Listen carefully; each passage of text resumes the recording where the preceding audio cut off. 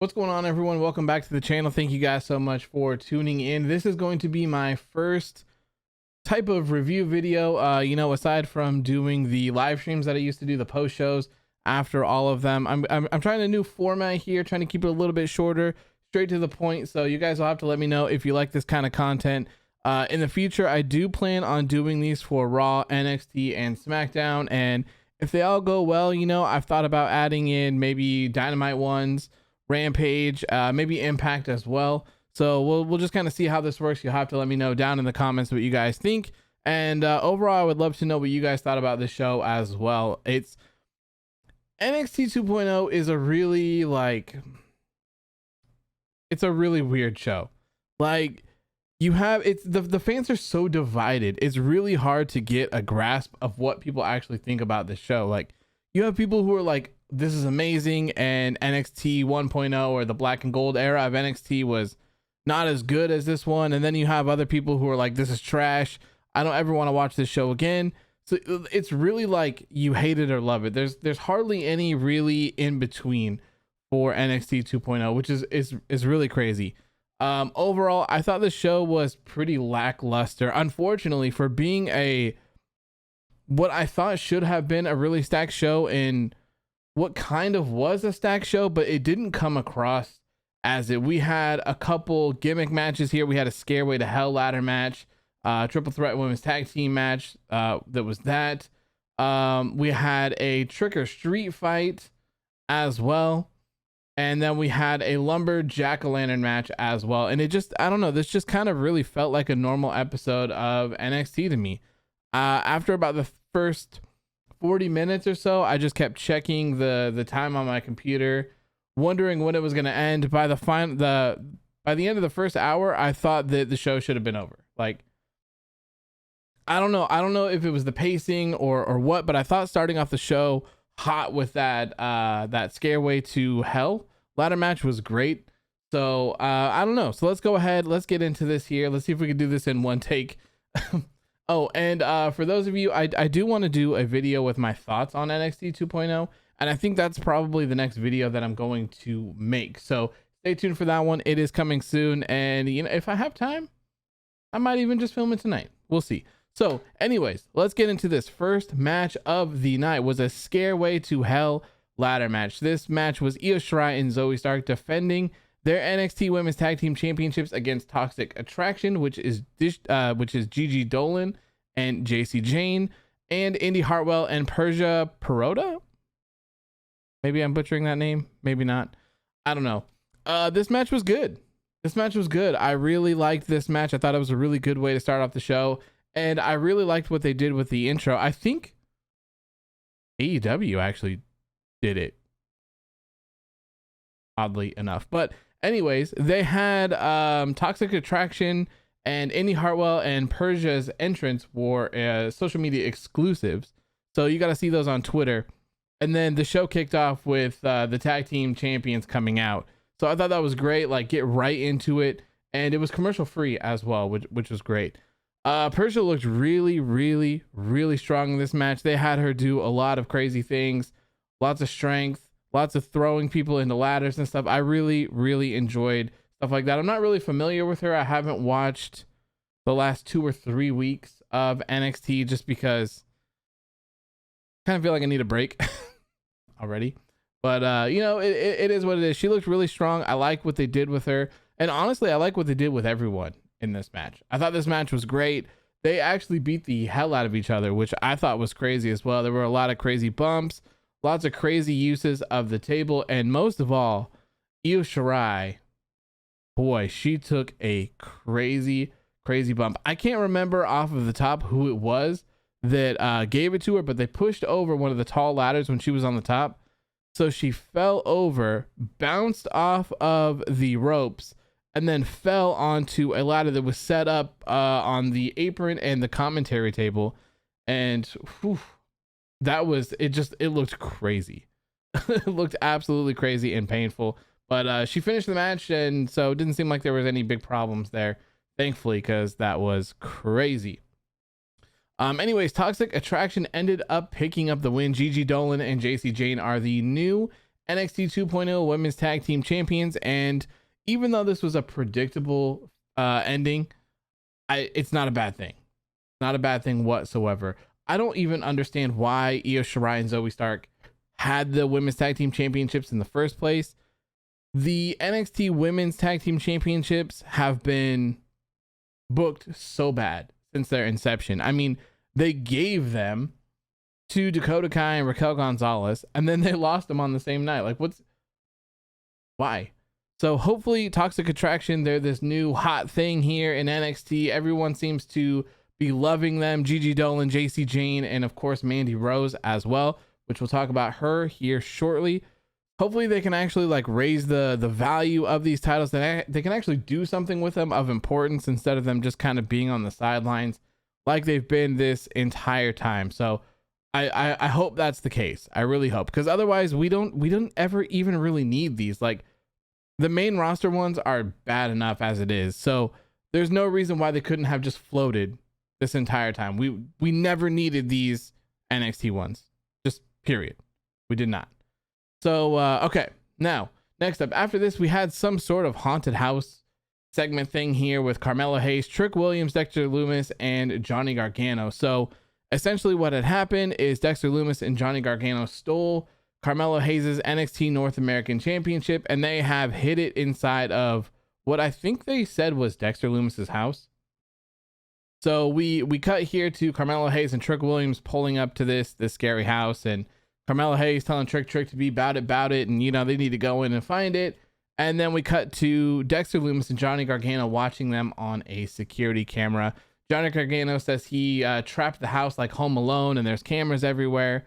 And essentially this was, what, 15 minutes probably over the whole entire show of them just walking through a haunted house. They get to the end of it. They grab the NXT North American Championship. They have a brief meet with Dexter Lumis and Johnny Gargano, and then they end up booking it out.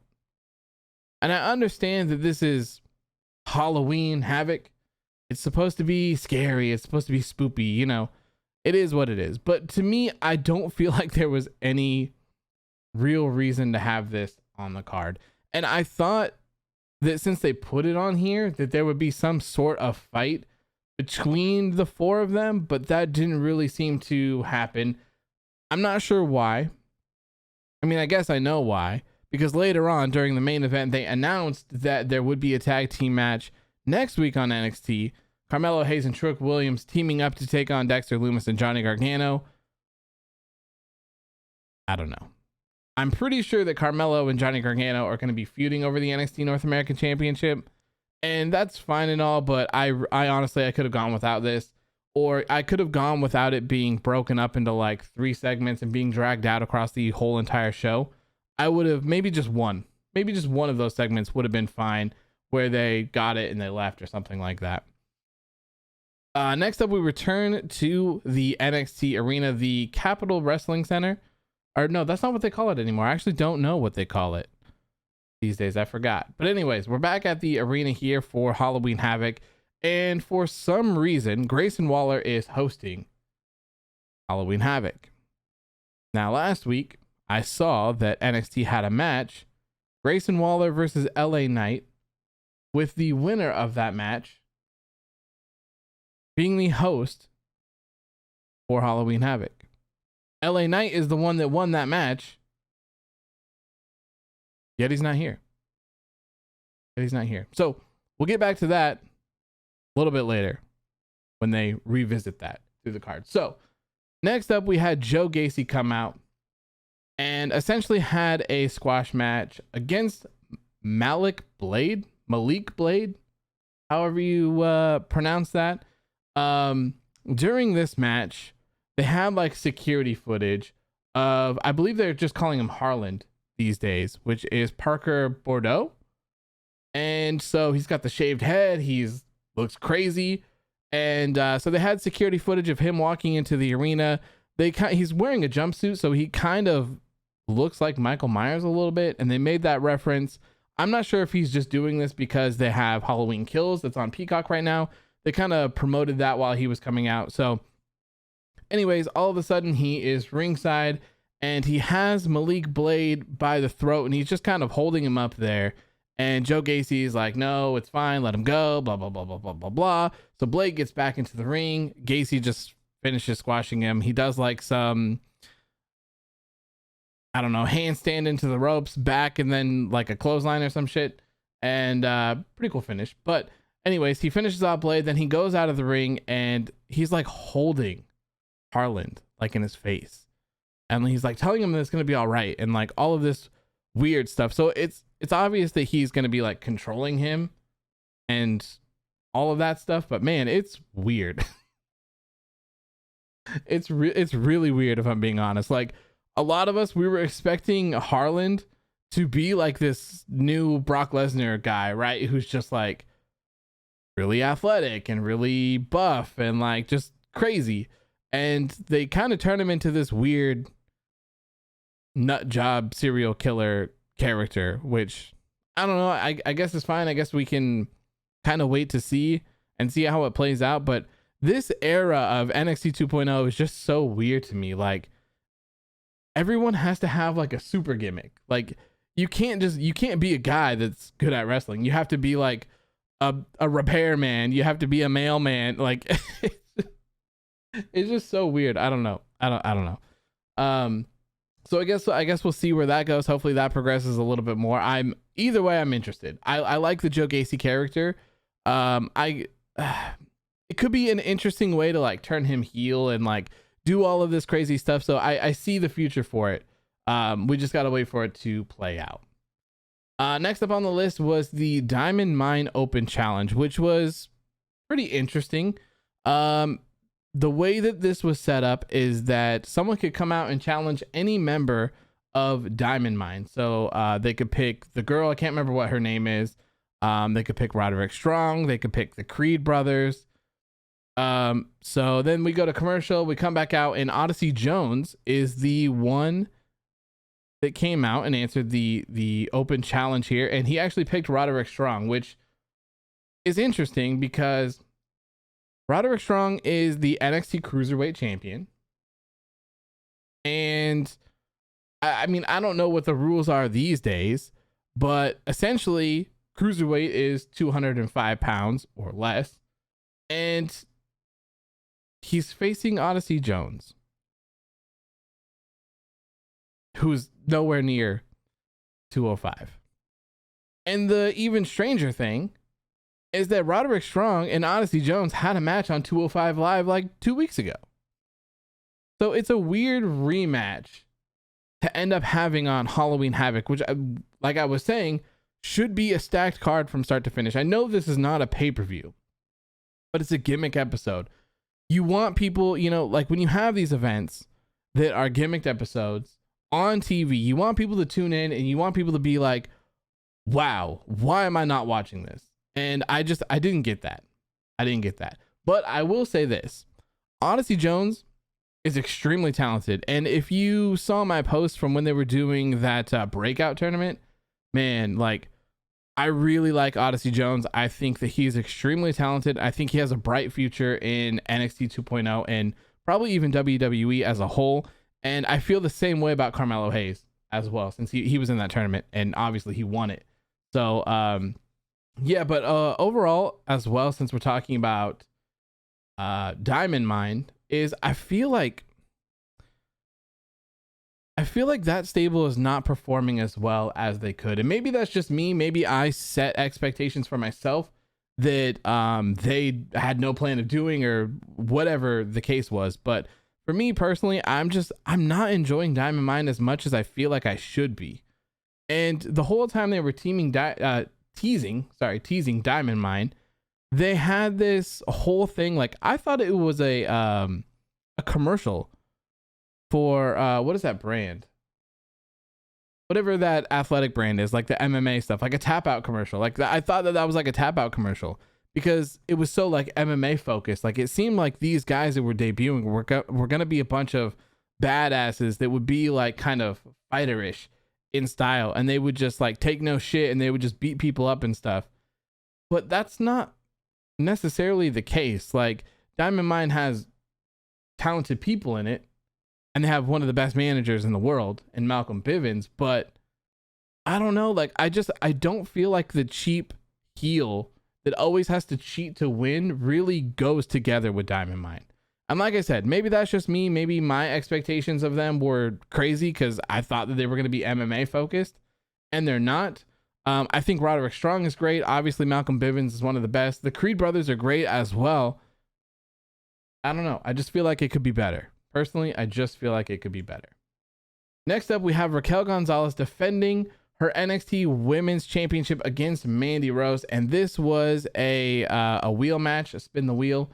And so Mandy Rose made her way to the ring, and then Raquel Gonzalez got that biker taker vibes. She rode a motorcycle to the ring and then spun the wheel when she got there, and it just so happened to land on what was it called? Trick or no, it was Chucky's Choice. It landed on Chucky's Choice, and Chucky got to pick the match. He picked Trick or Street Fight. And let me see what the rules are here. I have it up somewhere. Here it is. One of the things randomly, I mean, it's not too random because we're on it, but one of the things that I did like about this episode of NXT is when they gave us these weird ass names for matches, like the Scareway to Hell ladder match, this Trick or Street Fight match. They told us what the rules are, which I like, because WWE usually they keep coming up with these weird names for these matches, and then they don't really tell us what they are. So for this, they did. The rules here for this Trick or Street Fight match: no countouts, no disqualifications, pinfall or submission must occur inside of the ring. Those are the stipulations for this match. Now, Mandy Rose won this match and became the new NXT Women's Champion.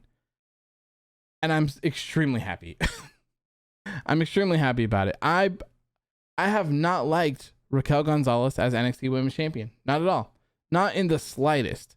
It has been so bland and so boring, and it sucks. Like the whole, even the black and gold, like the final days of NXT 1.0, the champions have just been so stale. Like Karrion Kross's second reign, was not a fan of that. MSK's tag team championship reign, not a fan. Zoey Starks and Io Shirai's women tag team championships, not a fan. Raquel Gonzalez, not a fan. Like Kushida, I think it was Kushida, the North American champion, like not a fan of any of that. Like I don't know what happened in the final days of NXT 1.0, but it wasn't it. So I'm very happy to see Mandy Rose dethrone her. I'm glad that stuff is out of the way completely. Thank the Lord. Thank the Lord. And I've said this a couple times online, but I think that they should have done the championship a little bit different. I think that Dakota Kai should have been the one to win it. And then Gonzalez should have been the one to dethrone her. So we'd probably be somewhere around that. Dakota Kai didn't need to have a really long reign necessarily, but I think, I don't know, I think that storyline would have been so much better, and it would have allowed us some time to get familiar with Raquel Gonzalez and kind of like build her up and tell the story between them, and then finally have her turn babyface and defeat Dakota Kai. That would have been great, but it wasn't. Anyways, back to this match here. So they've been teasing some Reaper-ish character for the past couple weeks as well. I think most of us figured out that it was Dakota Kai pretty early on. Body types are pretty easy to tell these days for certain people. And I thought it was Dakota Kai, but in this match, someone attacked Dakota Kai from behind with a shovel, and they were dressed up sort of like a Reaper costume almost. So they hit Raquel in the back with a shovel, and then Mandy Rose did her V-trigger. I don't know what she calls her running knee. And she gets the win, wins the championship, and makes her way out of the ring. Then this Reaper character comes up, stands next to her, stands beside her while she's on the ground holding the shovel, takes off the mask to reveal that it is Dakota Kai, and she's returned with the pink hair and all that good stuff. So it looks like they're reigniting this feud between Dakota Kai and Raquel Gonzalez, but this time the title is not going to be involved in it. So it'll be kind of interesting to see what happens here. And on a side note, I was kind of shocked to not see Toxic Attraction make an appearance during this match. I really thought that, once they said that it was a street fight, I was like, oh yeah, it's a wrap for Gonzalez, right? Because Gigi, Dolin, and Jacy Jayne are going to come out and they're going to make sure that Mandy Rose wins. It kind of happened, but it was just Dakota Kai and not them. So I thought that was a little bit weird. Okay, so now we're going to circle back here to just a few moments ago where I was talking about Grayson Waller hosting NXT 2.0 Halloween Havoc and why it was so weird. So now he comes back out here. I can't remember off the top of my head what he was saying. I don't have any notes or anything. And LA Knight comes out. They're both dressed up in this Dracula outfit here. And LA Knight says that he was sabotaged. And Grayson Waller mentioned something about him having car troubles. And he was like, I didn't say that I had car troubles. So how do you know that I was having car troubles? Like, insinuating that he is the one that sabotaged him. Now, something about this, like, it feels weird. So I'm not sure if this was actually a part of the show or not, or if this is something that happened in real life, because earlier today, LA Knight posted something saying that he was going to be late to Halloween Havoc or something along those lines. I don't have it. Unfortunately, I don't have it written down or on my screen or anything at the moment. And then I saw a couple hours ago, LA Knight posted pictures of a white Corvette that had been in a wreck. So I'm wondering if maybe someone crashed into LA Knight and he couldn't be there because he had other things to do. Maybe, I don't know. It seems like a coincidence that they had another Dracula outfit, or they had two of them for the both of them. So I don't know. It was really weird. I'm not sure if this feud is going to continue since they've had that match. But this led to, I'm going to butcher this name. I already know that I'm going to butcher this name, so I apologize. Solo Sikoa makes his NXT debut. He comes out to the ring, and LA Knight pushes Grayson Waller into him, and he hits him with a move and lays him out. And that is about it. But I will say one thing. Solo Sikoa looks great. Looks great. He honestly, I mean, we all know he's a part of the Roman Reigns Uso family. He looks like he's an Uso. Like, he looks like he would fit in with them. If he had the same hairstyle as them, he would fit right in. He would fit right in. And if I'm being honest, I don't know much about this guy. I don't know if he has any past in wrestling. I don't know if he's I don't know. I don't know whatsoever. I wouldn't have mind if they would have just thrown him right in with the bloodline. To be honest. They're the hottest thing that's going on right now in WWE, especially SmackDown. So why not add a fresh face to it and kind of do what they do best with their storyline of having him try to get wins and maybe not being able to get them because he's new or something like that, or just introducing him that way. I think that would have been a stupid easy way to help just build this guy up instantly. But I don't know, maybe he's too green, maybe he's not ready to be on that stage, but doesn't really matter. Doesn't really matter these days on WWE. I don't think so. I think they could have made it work. Next up, we have our NXT Tag Team Championship match. This is MSK defending against Imperium. Now, this was another spin the wheel match. They had the NXT 2.0 fan of the night. His name was Alex. It looked like a younger guy, maybe between the ages of 10 and 15, I guess. So he was the fan of the night. So he got to come down and spin the wheel here for this match to figure out what it would be. And I don't know. I'm kind of curious to know if this was like how they rigged this wheel to land on the things that they wanted in front of a live audience. Kind of interesting. I don't know. Maybe it's easy to do. But it landed on a lumberjack lantern match. So that means that they were going to have to do this in a lumberjack match, essentially. So they did announce the rules here. Superstars surround the ring with the task of keeping all of the action inside the ring. The winner is determined by pinfall or submission. Pretty standard for a lumberjack match. They just slapped a fancy name on it. Now, I thought this match was good. I did. I thought this was pretty predictable as well.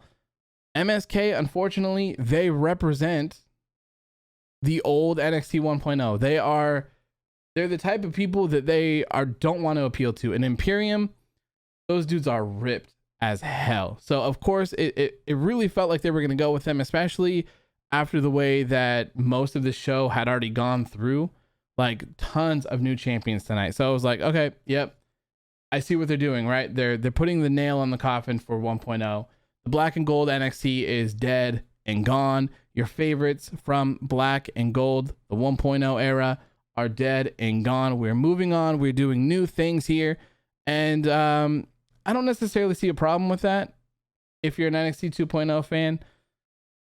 But I don't know. I guess it is what it is. But like I said, good match overall.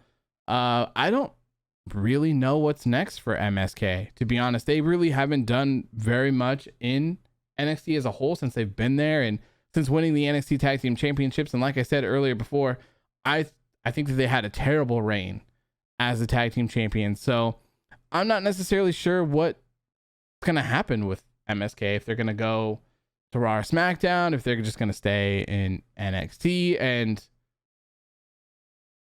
I hate to say it, and I'll talk about this in another video, maybe on my thoughts on NXT 2.0, but maybe even I could see another round of huge releases coming for NXT, for all of these people who they don't feel like fit in anymore with the mold and they don't want to deal with it. I could see a lot of these people getting released, unfortunately. And I hope that doesn't happen, because I never want to see anyone lose their job, period. But it's WWE. So I'm kind of almost expecting it, to be honest. So I guess we'll just have to wait and see how that goes. Next up is our main event match of the night. Tommaso Ciampa, NXT champion, defending against Braun Breaker. Now, with the way that this show has been going, a lot of us thought that Braun Breaker was going to be walking out with the NXT championship. And of course, earlier this morning, or yesterday morning, at this point, WrestleVotes posted on Twitter, source states that tonight's Halloween Havoc looks to be the launching of the Braun Breaker era in NXT. At the same time, Tommaso Ciampa's run in NXT could be winding down, as evident the youth movement within 2.0 continues. So that also kind of fueled Braun Breaker winning the NXT championship tonight, but that's not the way things went down. Tommaso Ciampa actually successfully defended the NXT championship against Braun Breaker, which is great. I'm very happy about that. It could have gone either way, though, to be honest. And let's take a second to admire Tommaso Ciampa's God of War theme for his attire for this match. It looked incredible. Like, the guy looks like he could beat Kratos, pretty much. It was incredible. I loved it. I absolutely loved it. The match was good. Tommaso Ciampa, obviously one of the best in NXT ever. So, of course, he's going to put on a good match. Braun Breaker he's good. He just needs some work. He's not, I don't feel like he's there to be the face of the company yet, or I guess the face of the brand in this instance. I don't think he's there just yet, but he's close. And I think it could have gone either way, like I was saying. I think that they could have put the title on him, and I don't think it really would have mattered, because it's NXT 2.0.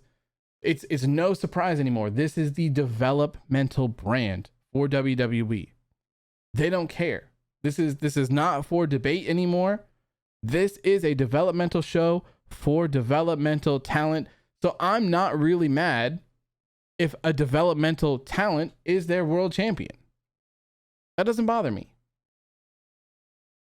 However, I do still think that it was a good choice for Tommaso Ciampa to retain that title, solely for the fact that what happens to Tommaso Ciampa after he loses this? What happens?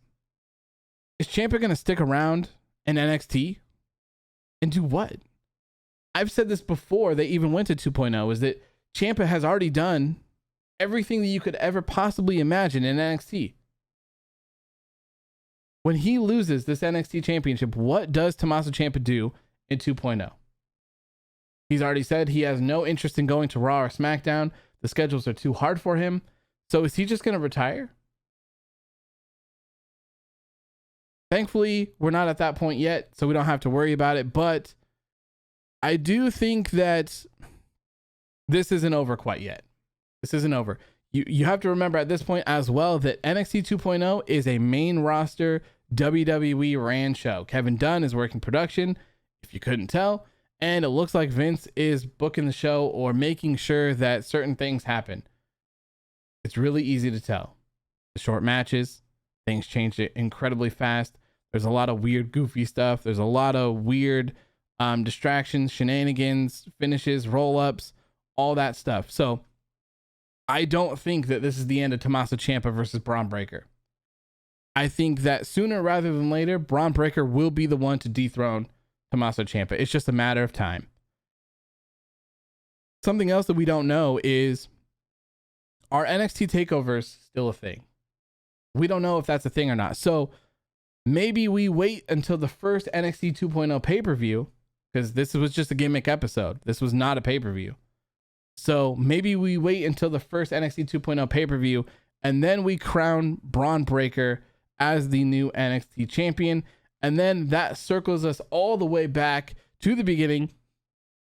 Was this a nail in the coffin for NXT 1.0, the NXT Black and Gold era? The answer is no. No, this was not the final nail in the coffin for 1.0, but it is very, very, very close. Very close. We are holding on by a thread at this point. Tommaso Ciampa is the last remaining thing from 1.0. You can make the argument for Imperium, but Imperium fits with what they're trying to do. So I don't necessarily account for them and their championship reigns and being a part like that. Everyone else, all these new champions, this is exactly what they want. So I don't quite think it's the nail in the coffin for 1.0 just yet. Like I said, hold out till their first pay-per-view, and then I think that is when Braun Breaker will dethrone Tommaso Ciampa, and that will be the end of what we all know and love. The Black and Gold era of NXT will officially be dead. It will be forgotten. The 1.0 era will be done. It's going to be a sad day. It's going to be a really, really, really sad day, because the differences between 1.0 and 2.0 are night and day. It's crazy. This is not what I ever expected NXT to turn into after its success. And that is, like I said in the beginning of the video, if you made it this far, that is the next video I plan on making, is my thoughts on NXT 2.0 and kind of follow the timeline of what happened, where things went wrong, or at least where I think things went wrong, and all sorts of stuff like that. We'll deep dive into it and what the future is and what I think they should have done personally. That's going to be the next episode. So if you guys made it this far, thank you so much. I've been recording for almost 40 minutes now, so I'm sorry. I thought this was going to be like 5 or 10 minutes. I guess I was wrong. So if you were here, thank you so much for tuning into the whole entire thing. Please let me know your thoughts about NXT 2.0 Halloween Havoc down in the comments. And also let me know if this is something that you would like to see going forward. Because like I said, the plan is to kind of do these for NXT going forward. And if everyone likes them, then we'll start doing Raw and SmackDown as well. And we'll kind of start getting back into WWE and getting coverage for everything. So please let me know down below if you like the video. Please make sure to hit that like button. And subscribe as well, please. We are on the road to like 2,000 subscribers, I think. So thank you guys so much. And yeah, I'll see you guys all in the next video. Have a good rest of your day. Thank you for watching. Peace.